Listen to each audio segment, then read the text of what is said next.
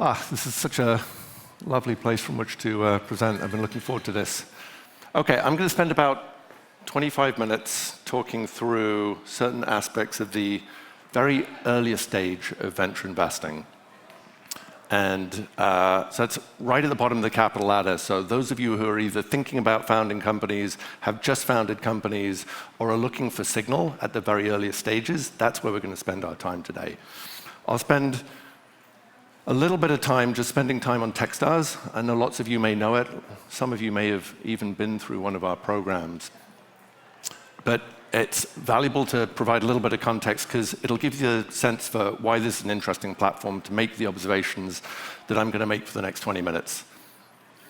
So Techstars, we think, is the most active early-stage investor on the face of the planet. We typically invest in about 750 to 800 companies a year.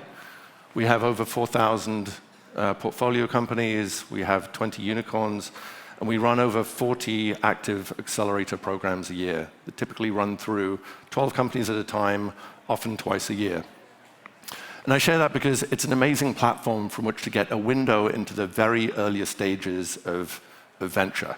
This is shortly after company formation, and before often it has raised any institutional capital at all.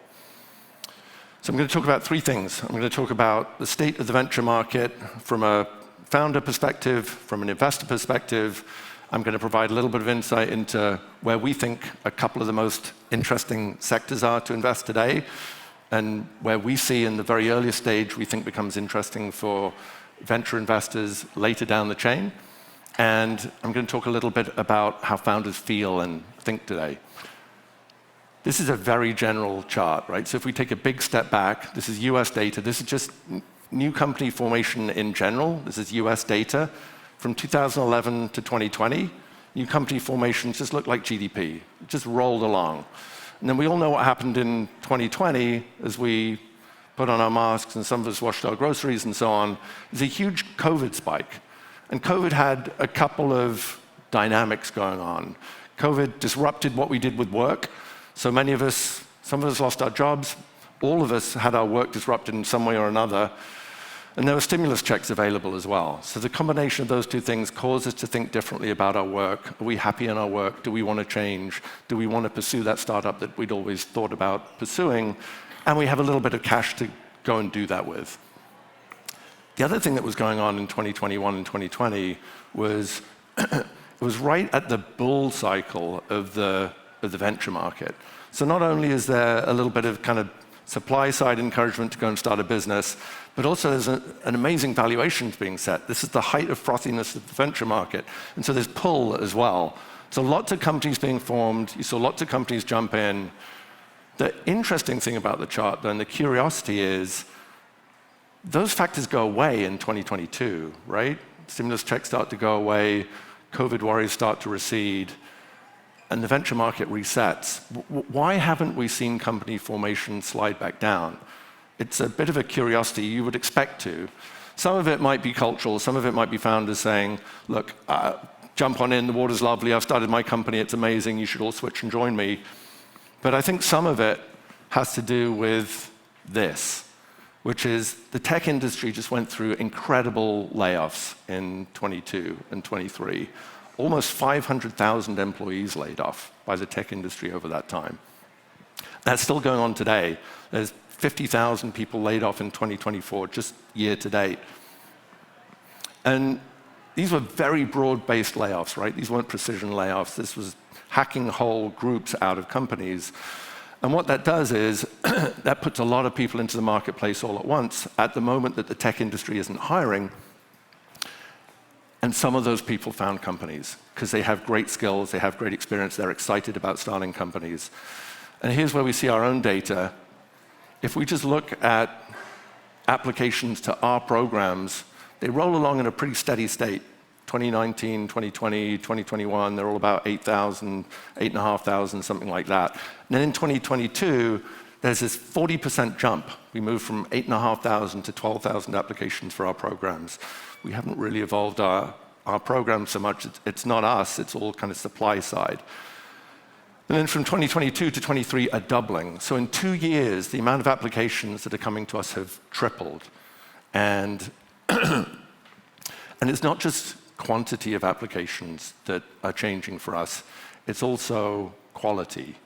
By a very rough measure, and very unscientifically, we survey our founders and we also get access to their LinkedIn profiles.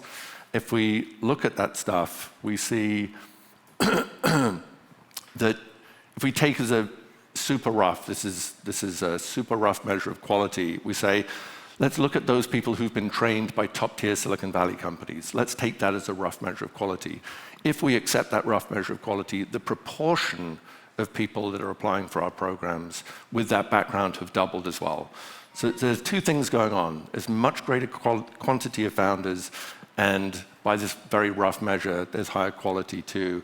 4x the number of quality founders applying to our programs. And so there's just a ton of talent out there in the market. And it's not just company founders, it's not just CEOs, it's people that are available to co-build companies with you. This is an interesting time to be a founder, I think. If we flip and look at the same situation from the investor point of view, the first thing to do is to look at early stage returns versus general and later stage returns. And we can see that there's a very stable set of better returns for early stage. Early stage returns take some time to appear, which is why the lines overlay each other in 2020, 2019, 2018. But if you give early stage investments some more time to mature, in terms of returns multiples, they very reliably deliver better returns than later stage investing. And that doesn't go unnoticed by venture investors who are checking this stuff all the time and trying to seek advantage and trying to seek their best returns. I think this is a pretty amazing chart. If you just look at what this chart shows is the proportion of capital formed by venture capitalists. So they either start new firms or they raise new funds and they declare a strategy for their funds. It's a pretty remarkable shift from around 20% in 2017 to around 50% today. It's a really significant shift in where investors' attention is going. It doesn't mean, of course, that there's less money available to late stage. You know, the venture market is growing in general, but as a shift, it's pretty remarkable. If we put that into historical context, this is the same data, but now going back to 2000 rather than 2017. I started investing in 2004, and so for most of my career, the opposite dynamic has been in place, right? Capital is shifting to later stage investing. And that's because I think we've all understood that dynamic. You know, private companies are staying private longer, they're not IPOing, they're pushing off going public. In some cases, they're pushing off exit, and they're raising huge $100 million plus rounds of financing at the later stage. That's what went on for most of my career. And then something happened in 2017, some inflection point. It's difficult to tell what that inflection point was caused by. We can speculate a little bit, but it's really marked. Like there's something new and interesting going on that is drawing attention to early stage. And I think it is realization that early stage returns are consistently better and that there are ways to manage risk into early stage, which we don't need to go into here. So I think that's the primary driver. But I also think there are a couple of tactical things. One of the tactical things is kind of bull control of investments. And so later stage investors and general investors on occasion were finding themselves boxed out of the most compelling investments by early stage investors who had assembled the capital to follow those companies all the way through to exit and achieve, frankly, extraordinary returns.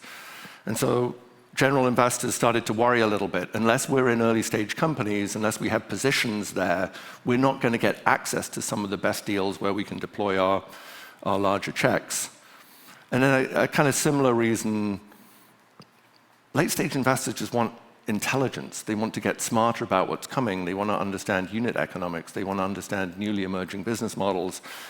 And tearing away a little bit of their capital and applying it to early stage investing gives them that intelligence in a relatively efficient manner. And by the way, still delivering them, in all likelihood, better returns than their main business. So the net effect of that, all that capital aggregating around early stage, there are new funds, there are new fund managers, there are additional capital being deployed by general investors towards early stage. Something really interesting happens around pricing. I think all of us would say over the last couple of years, the headlines in the venture market have been generally pretty downbeat, right? This is a tough market to raise in. This is a tough market to raise funds in. That's true. It's particularly true of late stage, which I think is driving a lot of these headlines. The one bright spot is pre-seed, the very earliest stage where we're paying attention. Pre-seed valuations have held up. They've been flat to mildly up. That's not a story that is told very often, and I think is interesting. And I think it's a very positive story for our community as well, a community of founders and entrepreneurs. Because what it says is, there's a really interesting confluence here, which I think is really optimistic. If you're a founder and you're thinking about starting a business, there's talent available to you. There's infrastructure available to you. And perhaps contrary to your expectations, there's more capital available to you at these earlier stages than maybe you had thought. It has stayed positive. That's not true about later stage. But I think if you think about early stage as the head of the snake, so to speak, like the indicator of what is going to happen later along the entrepreneurial journey, I think it's good news. I think there are good conditions for creating really interesting companies here. So I don't think we can say it's a golden age for early stage companies, but I think you can say, look, in a world of headlines that have generally been pretty downbeat about venture, there's something really interesting here. It is a good time to start companies. You not only have access to talent, but you do have access to capital at the earliest stages. And so if you can prove out your business idea, if you can find some product market fit, I think there's a very good chance that you'll do very well. So it can be a good time to start a company. Where are people interested in starting companies? This is the results of a survey that I'll talk about later that we do across our ecosystem. But effectively, the question we asked was, look, if you had to bet your career today, if you had to start a company today, where would you start it? And we asked both entrepreneurs and investors, and this is the combined results. The top two sectors I'm going to do a slightly deeper dive on in a minute, because I think there's some interesting dynamics there. And they've been very stable. They've swapped position, but essentially stable. So I'll talk about them in a second. I think it's worth drawing attention to just 2 or 3 other dynamics that are interesting just for the change. FinTech, if we look at those numbers, they've trimmed a little bit from 36% to 33%. I think it's still a very popular category. People still think you can build amazing companies there. But I think it's trimmed a bit just because so many companies have been started there, so much capital has gone into it. It's a very crowded space, and I think that drives some of the trimming of expectations there. The same is true for sustainability, similar kind of numbers, but for different reasons. Sustainability, it still remains a huge area of focus, particularly in Europe. There's a little bit of a distinction between North America and Europe in those numbers as we might imagine. But the differences there are, these are very long capital cycles. It's, you've got to raise a lot of capital. It takes a long time to turn around product. And the regulatory environment is a little bit less easy to predict than some of the other categories. That's trimmed a little bit of interest. But the big result here is Web3. Web3 has effectively collapsed from 31 to 22%. That's a big shift over 1 year. And I think we recognize the headlines that probably drove that. But again, if we think of this as like an early warning radar system for how venture is going to develop, like this is people who aren't even actively starting companies today. This is, if you were to start a company in the next few months, where would it go? I think this is an interesting data for those investors or founders who are starting to think about where energy might go, where capital might assemble. So I'm going to talk about some sub-themes that we see in our deal flow that comes through to us, and I hope it's useful in the sense that we're starting to see early kind of clusters of interest around particular areas that we invest in. We think they're interesting. We think they will be interesting for the venture business as a whole over the next few years. I'm going to talk about deep tech, but I'm actually going to dive into one specific subsector, which is space tech, where we've done a lot of work and there's a lot of activity. I'm just going to help you understand it, because I didn't understand the sector well before I came to Techstars. But the first kind of sub-theme for us is in-space services. So what humankind has done is throw up a bunch of satellites over the last 50 years and kind of, just thought about them as fire and forget. They produce value, but with not much thought to what ultimately happens to that hardware. In-space services is things like, how do I refuel my satellites? How do I maintain them? How do I repair them? How do I fix them? How do I drag them out of orbit and bring them back to Earth safely? All of those things cluster around in-space services, which we think is a huge opportunity and an underrepresented one today. Then there's in-space transportation. This is super high-tech stuff. This is next-generation propellants. This is next-generation rocket engines. This is also on-surface transportation, so lunar rovers, Mars rovers as well. And there's reusable and next-gen rockets. SpaceX is the big brand in the space, but there's lots of next-gen interesting work being done about collapsing two-stage rockets, which is the standard today, into single-stage rockets. There's a very interesting set of companies pursuing that theme. And there's a wacky one, which is in-space R&D and manufacturing. It turns out that manufacturing some very high-value materials is just easier to do in space than it is on Earth. And that's for three reasons. The first is microgravity. The second is space is an almost perfect vacuum. And the third is, which is less intuitive, is there's this incredible thermal gradient in space. If you're exposed to the sun, you can get to hundreds of degrees of temperature, but if you're in deep shadow, you're close to absolute zero. That thermal gradient is difficult to replicate on Earth, or at least expensive to, and it's very useful in producing certain types of materials, glassy materials, which are very valuable. And if you think about microgravity, there's all sorts of chemical processes on Earth that are difficult to do, things like anything to do with sedimentation, anything to do where the liquids you're trying to mix have very different densities. It's very difficult to encourage chemical interactions between very different densities of liquids. That's easy to do on space because it doesn't matter. You can perfectly mix those liquids.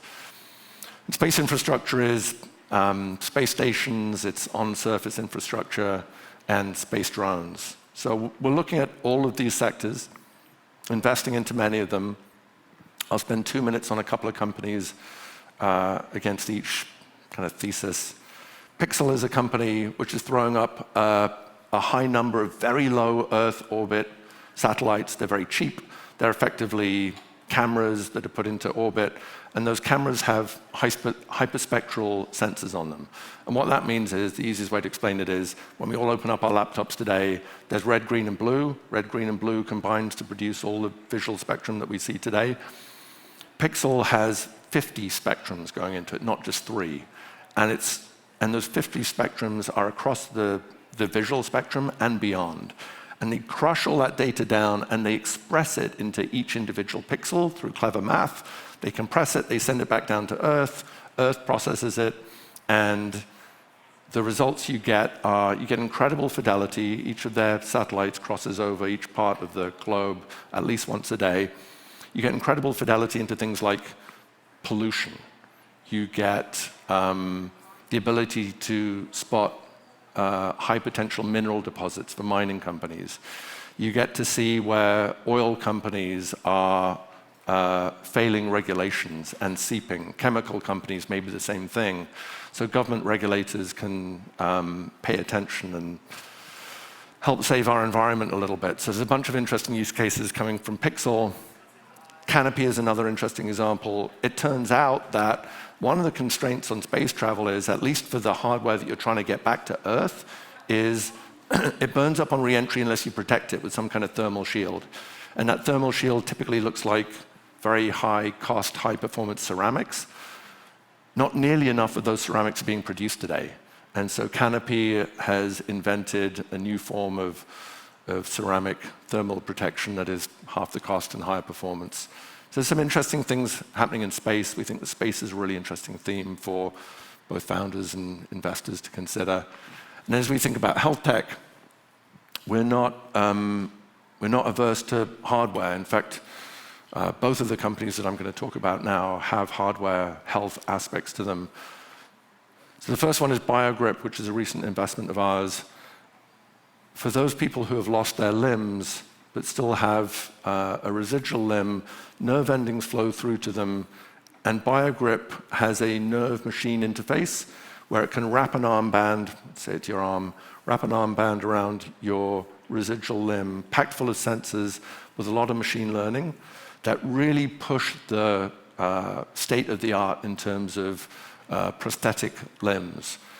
Prosthetic limbs today are mainly kind of grip. That's what you can do. BioGrip, through their machine learning and through this packet of sensors, they can do individual finger movements, very fine-grained, fine motor skills. You can pick up small items off a table. It's really a step change in performance for prosthetic limbs. And their stated goal is to eliminate physical disability through their solution, which is a wonderful goal. Brinter is the other one I wanted to draw attention to. When we go through operations like hernia operations or mastectomies where parts of the body need to be rebuilt, what the medical profession does today is they put in a plastic mesh that the body can heal around. Brinter does the same thing, but it does so with a higher performance material, and it 3D prints it. And so it's suited to each individual body, and that allows the body to heal better. And also for proximity injuries like noses and ears that really matter, that it's customized to each individual patient, Brinter can produce a much better result. So the last thing I wanted to touch on was I mentioned the survey that we did. I'm going to zip through this because I'm running out of time. We sent it out to thousands of people in our ecosystem. We got over 1,500 respondents. Most of them are founders and former founders. Some of them are investors.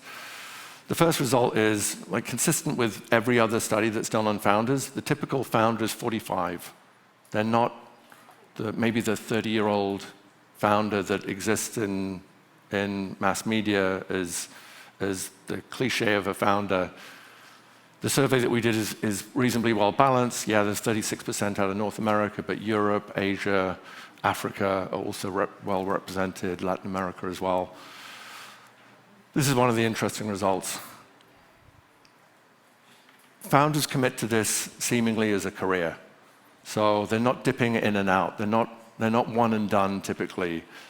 1 in 7 of the founders that we reached out to has been in 5 startups or more. And this was well expressed to me by a founder that I spent a lot of time with over my career. And he said, Andrew, look, I can't not do this. I don't have the option. I couldn't exist in corporate America.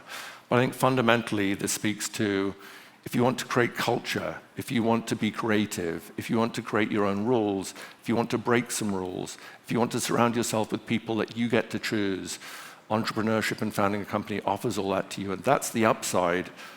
The downside is it's stressful. It's stressful. There's high stress, there's high anxiety. Almost a quarter of people have experienced depression. That's not difficult to understand. There's a lot of failure in this business, and a lot of stakeholders that rely on you, and a lot of responsibility that entrepreneurs carry. And so we need to be careful that we help our founders to manage that stress. Last one is, very quickly I'll touch on, founders are not only defining the future by choosing which areas, which sectors to invest in, but they're also managing the future by the way they build their companies. And this was a surprise to me. I'd kind of bought the line that, yeah, we were going to return to in-office work. It would be 3 days a week, and then 4 days a week, and then 5 days a week. Founders don't agree.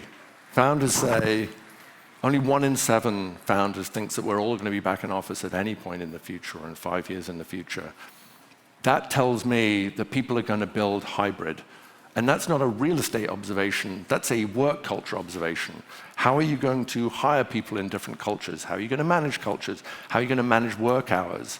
How are you going to make sure that people are being productive? How are you going to organize your hierarchy in order to be most effective when you're working in a hybrid or a flex relationship?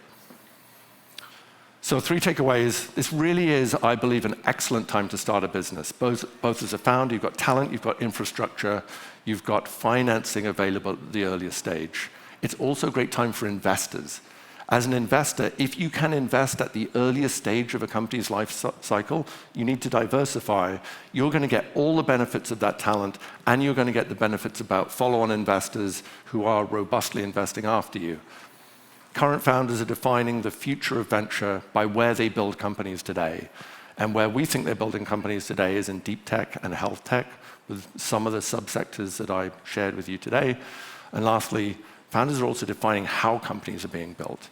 They're making choices about how to construct their companies, that some of these companies are going to be era-defining companies that everybody else will look to in 10 years' time. And those companies are going to be built in very different ways to some of the companies that lead today. So that's it. Thank you so much. I'm available for Q&A after.